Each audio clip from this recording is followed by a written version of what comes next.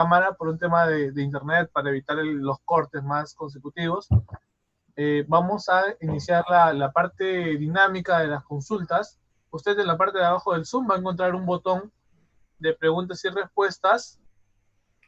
Es un botón con dos nubecitas en la parte de abajo del Zoom. Un ratito, por favor, ¿me permites? Claro, no hay problema. Pueden hacer a todos los participantes, los invitamos a que hagan sus consultas a través de este botón. ¿Ha salido mi presentación? ¿Ha terminado? Sí. Esto. Ya. A ver. Un ratito, por favor, por ¿Le falta favor. un tema todavía, licenciado? Dígame. ¿Le falta un tema todavía? Sí, me falta un tema. Ya, perfecto. Pasamos entonces al segundo tema. ¿O desea responder primero? A ver, Edson. No miro no puedo observar dónde están las preguntas. Por favor, me gustaría absorber y poder resolver todas las preguntas. Perfecto. Es ahora o nunca, dicen, ¿no? Perfecto. En la parte de abajo del Zoom, ¿tiene el Zoom abierto? Sí. Ya, abajo hay un botoncito que tiene el número 2. En rojo. Uy. O en todo caso, si desea, yo le hago las consultas y usted me las Por responde. favor, te agradezco. Ok, perfecto. Vamos a leer las consultas. A ver, vamos a ver porque tenemos consultas. A ver, la señorita Cecil Luciana decía, entonces quiere decir que si el volumen es mayor a 550 ml, el alvéolo se colapsa. Bien, a ver, Ceci. Parece que no me he dejado entender bien. A ver. Cuando el volumen es mayor, ya imaginémonos a un globo. A un globo. Mientras más es el volumen, ya este alvéolo se va a aperturar más, se va a abrir más y se va a injuriar más. Se va a lesionar más.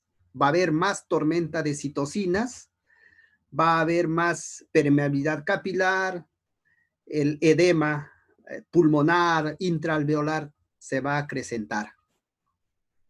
Eso es lo que hemos mencionado. Entonces, no es conveniente que los volúmenes tidal superen los 550 mililitros. Eso hemos mencionado. Ya, ahora, de repente estamos confundiendo con lo que viene a ser la FiO2. La FiO2, la fracción inspiratoria de oxígeno, no es aconsejable dar un 100% de FiO2. ¿Por qué? Mencionábamos. El aire está conformado de nitrógeno y oxígeno. 21% de oxígeno y 79% de nitrógeno. Si yo le doy un FiO2 del 50%, quiere decir de que en el alvéolo la mitad es oxígeno y la mitad es nitrógeno. Le sigo incrementando más el FiO2. Le doy un 90% de FiO2. 90% de FiO2 quiere decir 90% hay de oxígeno y solamente el 10% de nitrógeno. ¿Qué es lo que pasa? El nitrógeno tiene una propiedad, tiene una función dentro del alvéolo. ¿Y cuál es esa función? La función es de mantener aperturado el alvéolo. Entonces, ¿cuánto es lo normal que debe existir? 79, mira, tiene que haber 79% de nitrógeno dentro del alvéolo. Si esto va disminuyendo conforme voy incrementando el FiO2, va disminuyendo nitrógeno. Voy incrementando FiO2, va disminuyendo nitrógeno. Va a haber un momento en que ya no va a haber nitrógeno. Entonces este alvéolo se va a colapsar. Eso es lo que hemos mencionado y de repente nos hemos confundido un poco, mi estimada Ceci. Edson, Perfecto, tenemos otra consulta. por favor. Ceci también nos indica hasta cuánto de diferencia, podríamos decir que por el volumen está sincrónico. Ya, bien. Recuerda, Ceci, perdón, recuerda, Ceci, que habíamos mencionado, existe un volumen que se debe de tener en consideración. Hablábamos del baby lunch, ¿no? En el cual un pulmón de un paciente con neumonía por SARS-CoV-2 debe de ser ventilado con volúmenes similares al que se ventila a un niño. ¿Por qué? Porque a mayor volumen, más insuflación del alveolo, ¿no? Y se va a lesionar más, se va a injuriar más este pulmón, ¿no? Va a haber un trauma por volumen, un volutrauma. Entonces, miren, si yo he sacado, de acuerdo a las formulitas que les hemos proporcionado, ¿no? Suponiendo que un paciente pesa 60 kilos, ¿de cuánto a cuánto se le daba? Dijimos de 4 a 8 mililitros por kilogramo de peso. 4, lo que viene a ser el extremo inferior, y 8, el extremo superior. Por encima, a 8, ya va a ser lesivo para el pulmón. Va a hiperinsuflar el pulmón estos volúmenes y van a lesionar. Ya, hacemos entonces la prueba. Entonces, si yo cojo 4 mililitros por kilogramo de peso en este paciente de 60, de 100 kilogramos vamos a poner, ¿ya? Perdón, de 60 kilogramos como peso ideal. Entonces, sería 6 por 4, 24. O sea, debe ser 240 mililitros. Y 6 por 8, 48, 480. Es decir, los volúmenes tidal para este paciente deben ir de 240 a 480 mililitros. ¿Qué pasa si sobrepasa estos 480? El alveolo se hiperinsufla y va a haber lesión, va a haber más lesión de lo que ya existe de los alveolos del pulmón del paciente. Ya, entonces lo permitido, por eso te dan ese parámetro, perdón, claro, ese valor de entre 4 a 8 mililitros por kilogramo de peso ideal. Por encima de 8, ya el pulmón se va lesionando. Y lógicamente, mayor a esto, 500, 600, 700, ¿no? Ya el pulmón se va lesionando. Eso hay que impedir. Eso hay que impedir. Hay que impedir. ¿Cómo se impide? Es a través del dry vibration. No sé si lo ha tocado Marco, creo lo tocó cuando hizo ventilación mecánica. El dry vibration es la presión de insuflado del alveolo. ¿Ve? El dry vibration no debe de superar los 30 centímetros de agua. No debe superar. ¿Ya? A ver, Edson, lánzame la siguiente. Claro, a ver, nos indican lo siguiente. A ver, ¿en qué casos se da mayormente los atelectraumas? Ya. Atelectrauma viene de atelectasia. Y atelectasia significa dificultad o imposibilidad del alveolo para aperturarse, para abrirse. En otras palabras, significa colapso del alveolo. Esa es atelectasia. Colapso, dificultad para aperturarse, ¿no? Del alveolo. ¿En qué casos? Bien. Se programa un determinado PIP. El PIP significa presión positiva al final de la expiración. Es decir, luego de que yo expiro, de botar todo el aire, el alveolo tiene una presión positiva.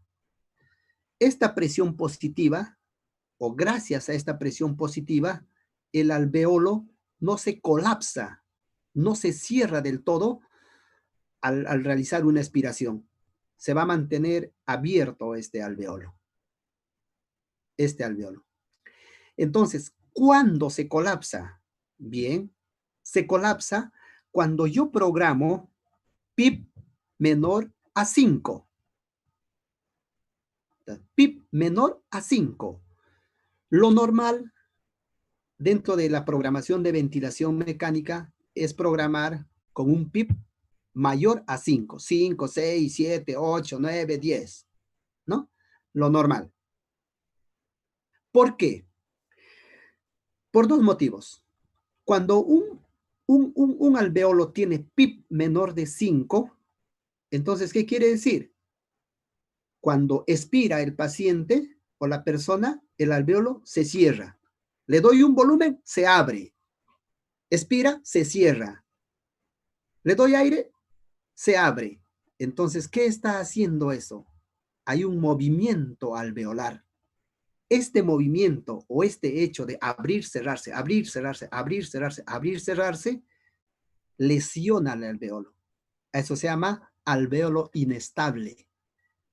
Entonces, con PIP mayor a 5, se evita la inestabilidad del alveolo.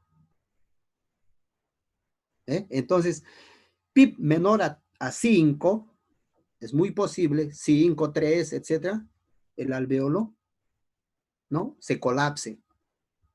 Otro, cuando doy FiO2, más del 50, 60%, el alveolo se va a colapsar. Ya le explicamos eso a Ceci. Se va a colapsar. ¿Por qué? Porque no va a haber nitrógeno. El nitrógeno es quien también mantiene aperturado el alveolo. Se va a colapsar. Otro, pacientes obesos. En estos pacientes obesos es más fácil que se produzca atelectasia. Porque todo, ¿no? Todos, imagínate, todo ese peso que existe va a presionar el alveolo, va a imposibilitar que el alveolo se aperture, los pulmones se aperturen. ¿Ah? Entonces, por eso estos pacientes necesitan, pero los obesos, PIB mayor a 10, a 12, hasta 15.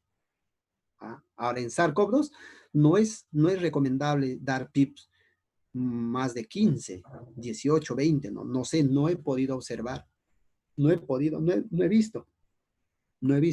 ¿Por qué? Porque también cuando lo aperturas más por exceso de PIB, es también lesivo para el alveolo. Y también, ¿no? Por las secreciones. Cuando nosotros no aspiramos las secreciones, estas secreciones lo que hacen es bajan hacia los pulmones, perdón, de los bronquios, bajan hasta los alveolos, lo condensan, imposibilitan de que estos se aperturen. Entonces hay muchas de las causas por las cuales el paciente pueda tener atelectasia o atelectraumas, ¿no? En este caso. Y también, ¿no? Cuando nosotros aspiramos las secreciones, normalmente se debe de aspirar las secreciones por tubo con una presión entre 80 a 120 milímetros de mercurio. ¿Qué pasa cuando tú no tomas en cuenta esto? Le aspiras por aspirar y tú ves en el manómetro, porque está midiendo la presión, en el manómetro ves 400, 450 ¿no? de presión de succión. Entonces, ¿qué está haciendo? Este alveolo que está aperturado, todo el aire lo estás jalando y lo estás colapsando. ¿Ah? Lo estás atelectasiando. Estás produciendo también un atelectrauma. Hay que ser bastante cuidadosos cuidadosos al aspirar, ¿ya? Solamente de 80 a 120 milímetros de mercurio. Dime. Ok, nos consultan también, dice si se puede realizar reclutamiento a los pacientes COVID. El reclutamiento es sinónimo de apertura de los alveolos. Es sinónimo de apertura de los alveolos.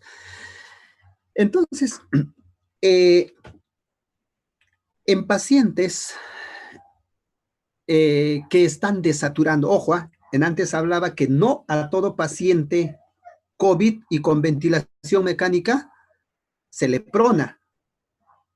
No a todos. ¿Y a quiénes se le prona? ¿A quiénes se le prona? ¿Ah? Ya, se le prona a estos pacientes que tienen saturaciones, o perdón, desaturaciones.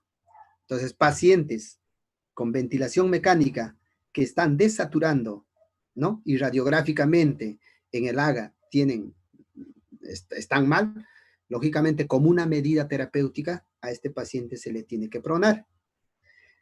La pronación tiene múltiples beneficios. Dentro de esos beneficios es de que cuando al paciente se le prona, todo el peso de los órganos del mediastino, estamos hablando del corazón, ¿no? Estos órganos ya no presionan a los pulmones. Como ya no presionan hacia los pulmones o a los pulmones, entonces tiene una capacidad para insuflarse más los pulmones. ¿Ve? Entonces, ¿qué estás haciendo?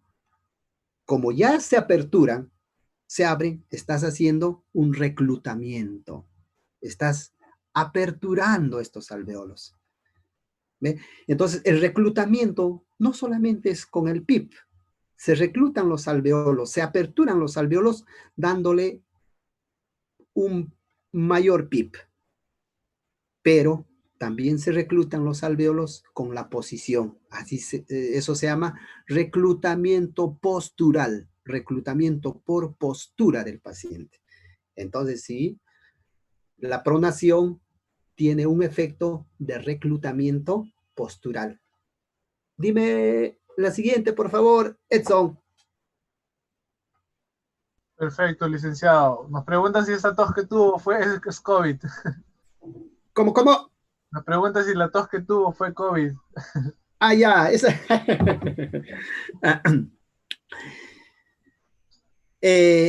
La tos del COVID es muy diferente, ¿no? Es una tos seca. Es una tos seca. En cambio, la que yo estoy teniendo, estoy tomando mi agüita, a ver, salud con todos. Estoy Licenciado, tomando una agüita de eucalipto. Ya, perfecto. nosotros, ayer salí de la guardia. Y entonces nosotros en la UCI COVID, todas las veces que salimos nos tenemos que bañar. No, nos bañamos. Entonces no importa la hora.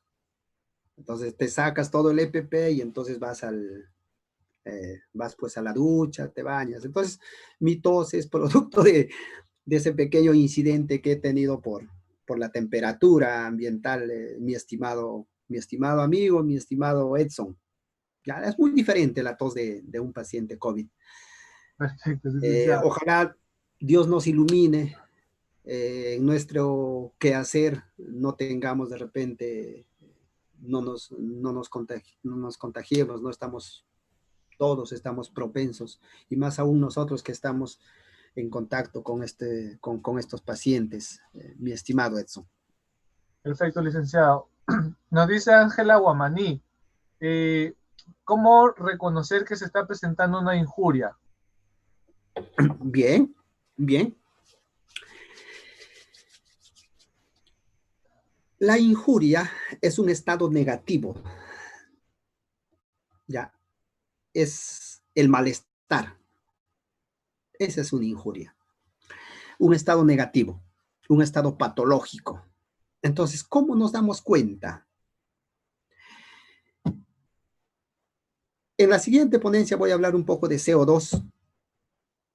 Entonces, mencionaban antes que los resultados de los gases arteriales daban un reflejo del estado metabólico, de la dinámica del CO2, de la dinámica del oxígeno, ¿no? Entonces, cuando yo hago un monitoreo del AGA, es decir, ya, hoy día le tomo un AGA 6 de la mañana, ¿listo? Y le tomo uno a las 6 de la tarde. El de las 6 de la mañana no está tan bien. A través del AGA yo veo que el de las 6 de la tarde, el paciente ha empeorado. ¿Por qué? Veo que está acidótico, veo que está hipercápnico, etcétera, etcétera. Yo veo en el AGA. Entonces, ese resultado de los gases arteriales me está indicando de que este paciente no está evolucionando favorablemente, se está injuriando, está empeorando. ¿Por qué será? ¿Ah? ¿Por qué será? Y si nosotros hacemos de repente un pequeño análisis, entonces es bastante delicado atender, tratar, manejar a un paciente COVID, porque como te digo, estos son más propensos a producir los famosos bilis. Es más propenso. Imagínate, si a un paciente, tú ves que este paciente no lo estás sedando bien, ¿ya? No lo estás sedando bien. Lo estás titulando mal la sedación. Entonces, este paciente, ¿qué hace? Empieza a despertarse. Y el tubo es un dispositivo que incomoda, que duele. Entonces, este paciente, por ese mismo dolor, va a empezar a aumentar su frecuencia respiratoria. De lo que le has programado 20 respiraciones por minuto, producto del dolor, hace más respiraciones. No sincroniza con el ventilador. O hace volúmenes tirales mayores. Empieza a jalar. Entonces, si yo no trato esta sincronía, entonces el pulmón se injuria. ¿No? Se injuria más. Entonces, ¿cómo me doy cuenta? Ahí está, a través de los gases arteriales, ¿no? A través de la capnometría, a través de lo que viene a ser las placas de rayos X. Se supone que este paciente, ¿no?, debe de ir mejorando, la neumonía tiene que ir resolviéndose. Si yo veo que el pulmón con compromiso del 60%, mañana pasado está con 70, 80, se está injuriando más este pulmón. Entonces, de esa manera nos damos cuenta, a través del AGA, ¿no?, a través también de lo que vienen a ser los signos vitales. Los signos vitales, la monitorización, también vemos que este paciente va empeorando, va desaturando, entonces decimos, este se está injuriando más, disculpando ese término de ¿no? Este paciente se está injuriando más, se está lesionando más. Así es, mi querido Edson. Lánceme la siguiente. Perfecto, licenciado. A ver, nos dicen, la posición del pacte pronado es Trendelenburg, pero invertida, o normal, porque invertida se drenaría mejor, ¿no? Claro. Efectivamente, yo le doy la razón a nuestro gran amigo o amiga que nos ha hecho esa pregunta, ¿no? No es un prona sin angulación de la cama. Hay una angulación. Más o menos el ángulo debe ser de 15 grados. ¿Ya? Es decir, la cabeza tiene que estar pues para arriba con respecto al pie o a los pies, ¿no? ¿Por qué? Porque justamente también por eso, porque en esa posición, cuando tenemos ¿qué te digo? El tórax, a mayor altitud, a mayor altura que los miembros inferiores, tiene N beneficios. Uno, empezando desde el retorno venoso. A mayor retorno venoso, mayor exigencia del corazón, ¿no? Etcétera, etcétera. Y a nivel de los pulmones, facilita la expansión pulmonar, mejora, o favorece, mejor dicho, ¿no? Favorece la expansión pulmonar. A ver, yo te doy a nuestro amigo, vamos a hacer la prueba, a ver, que se eche boca abajo, ¿ya? Boca abajo y los pies arriba con relación a la cabeza. Va a tener un poco de dificultad para respirar, pero si este paciente lo ponemos boca abajo, pero la cabeza más elevada que los pies, va a respirar mejor. Así es. Está perfecto la observación, el aporte de nuestro gran amigo cuando se hace la posición prona, se hace también con el Trendelenburg invertido. Tiene que haber una angulación. Perfecto, licenciado. Tenemos unas consultas más, pero en todo caso recomendaríamos continuar para no aplazar más el tema y al final las respondemos juntos con lo que viene. Por mi parte no existe ningún problema, muy encantado más no hay bien. problema. Entonces, ya, le dicto entonces la otra pregunta. Dice, ¿la talla está relacionada a la hora de programar el ventilador mecánico? Como dice, me repite. Ya, nos indican Me repites, por favor. Si la talla está relacionada a la hora de programar el ventilador mecánico. Claro, claro. Eso hemos tocado, ¿no? Hemos tocado ese tema, ese punto. Cuando se programa el ventilador mecánico, se hace en base al peso, pero no al peso real, no al peso actual del paciente, sino al peso ideal. Y para yo sacar el peso ideal, se quiere la talla, se necesita la talla del paciente. Por eso es importante. Ahí hemos puesto, no sé, a ver, voy a pasar, no sé si me... índice de masa corporal. Aquí está, no sé si lo pueden ver acá en la diapositiva. No, es de acuerdo a la talla. Tendría que compartir su pantalla. Abajo el botón verde. A ver. El botón verde.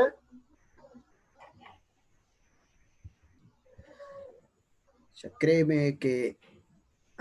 Uy. No sé cómo hacerlo esto, Edson, ¿ah? Licenciado, ahí en la parte de abajo usted tiene un botón verde en el zoom. En donde está su cámara del zoom. No se prende ninguna cámara.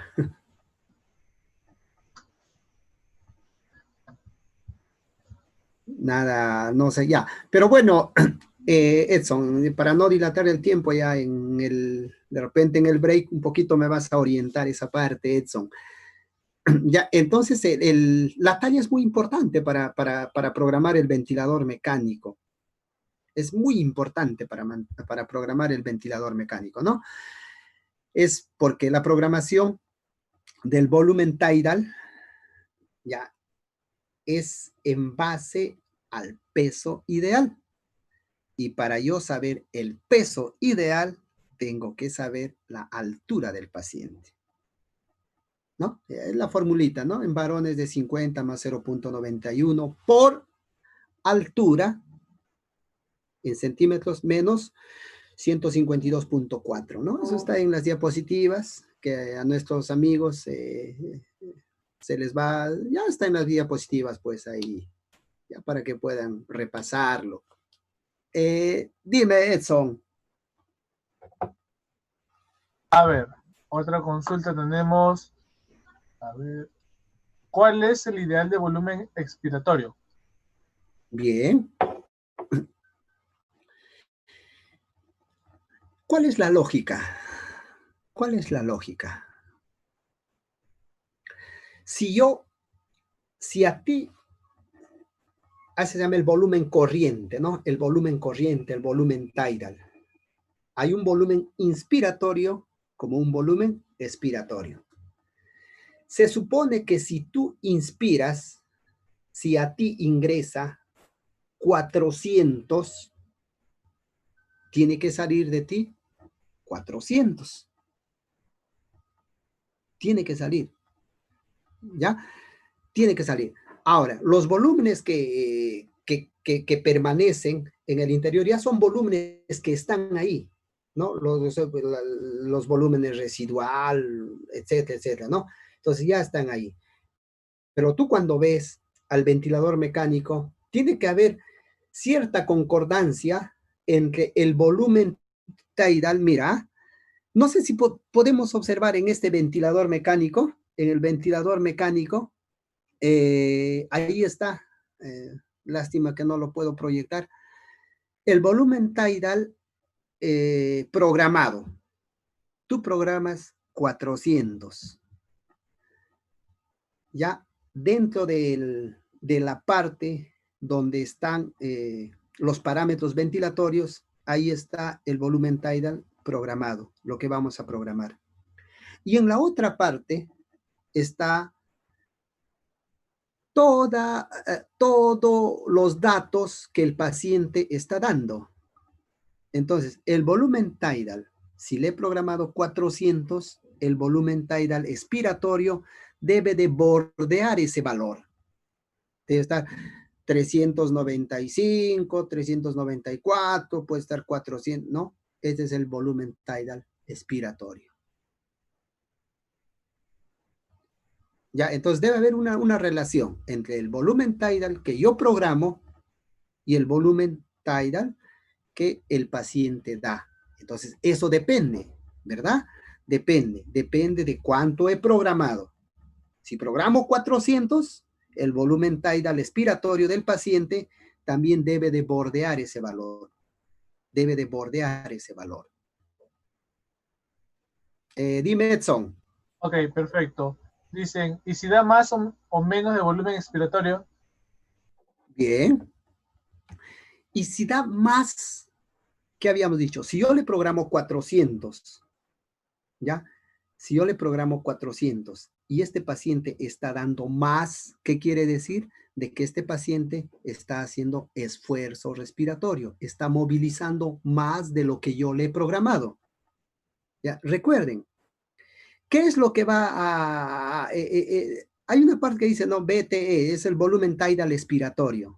Entonces, esos sensores, los sensores de flujo, sensan la cantidad que está saliendo, no la cantidad que está ingresando, la cantidad que está saliendo.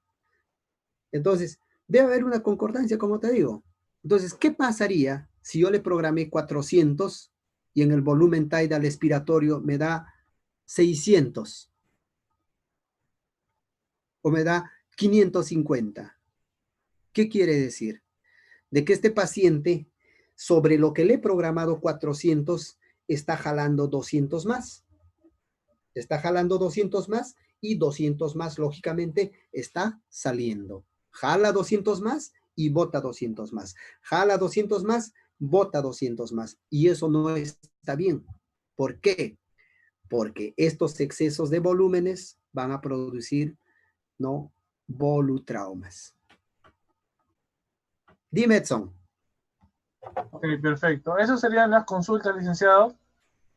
Vamos a continuar. Ya no tiene más consultas. Ya, amigos, les agradezco de verdad, les agradezco por todas las preguntas que nos han hecho y cualquier cosa, por favor, no duden, soy un amigo más para todos ustedes, cualquier cosa que no esté claro, ya pues veremos la forma como nos comunicamos para poder de repente intercambiar algunas experiencias, algunos conocimientos y si por ahí hay algunas cosas que no ha quedado claro, estoy llano de repente, ¿no? Para poderlas esclarecer.